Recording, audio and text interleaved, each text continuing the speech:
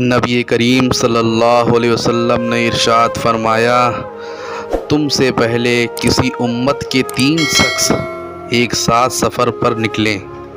چلتے چلتے رات ہو گئی۔ رات گزرنے کے لیے وہ ایک غار میں داخل ہو گئے۔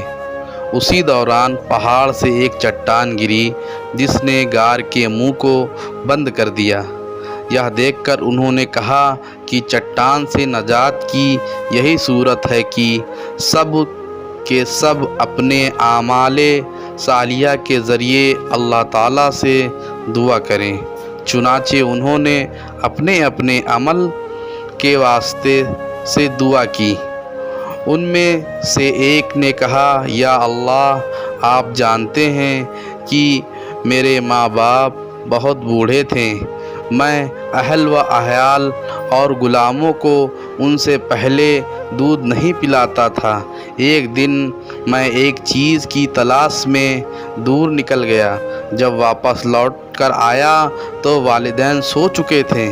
پھر بھی میں نے ان کے لیے شام کا دودھ دہا اور اس سے پیالے میں لے کر ان کی خدمت میں حاضر ہوا تو دیکھا کہ وہ اس وقت بھی سو رہے ہیں۔ میں نے ان کو جگانا پسند نہیں کیا اور ان سے پہلے اہل و عیال یا غلاموں کو دودھ پلانا بھی گوارا نہ کیا۔ میں دودھ کا پیالہ ہاتھ میں لیے ان کے سرہانے کھڑا ان کے جاگنے کا انتظار کرتا رہا، یہاں تک کہ صبح ہو گئی اور وہ بیدار ہوئے تو میں نے انہیں دودھ دیا۔ اس وقت انہوں نے اپنے شام کے حصے کا دودھ پیا۔ یا اللہ، اگر میں نے یہ کام صرف آپ کی خوشنودی کے لیے کیا تھا تو ہم اس چٹان کی وجہ سے جس مصیبت میں پھنس گئے ہیں اس سے ہمیں نجات عطا فرما دیں۔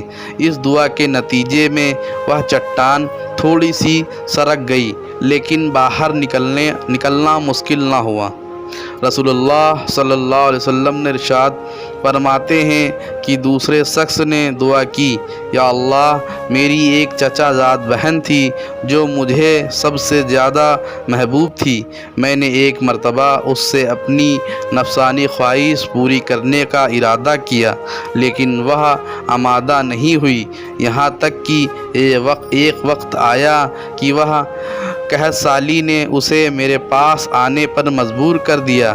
میں نے اسے اس شرط پر 120 دینار دیے کہ وہ تنہائی میں مجھ سے ملے۔ وہ آمادہ ہو گئی، یہاں تک کہ جب میں اس پر قابو پا چکا اور قریب تھا کہ میں اپنی نفسانی خواہش پوری کروں تو اس نے کہا کہ میں تمہارے لیے اس بات کو حلال نہیں سمجھتی کہ تم اس مہر کو ناحق توڑو۔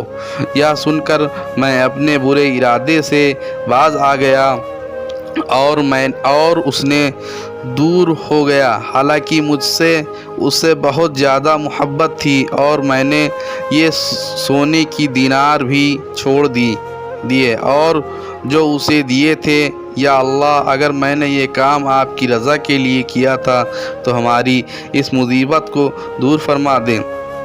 چنانچہ وہ چٹان کچھ اور سرک گئی لیکن پھر بھی نکلنا ممکن نہ ہوا۔ تیسرے شخص نے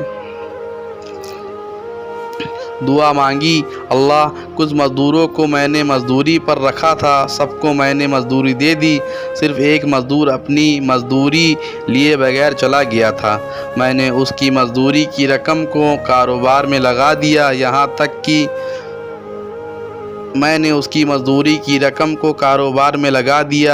تک کہ مال میں بہت کچھ اضافہ ہو گیا۔ کچھ عرصے بعد وہ ایک دن آیا اور آ کر کہا، اللہ کے بندے، مجھے میری مزدوری دے دیں۔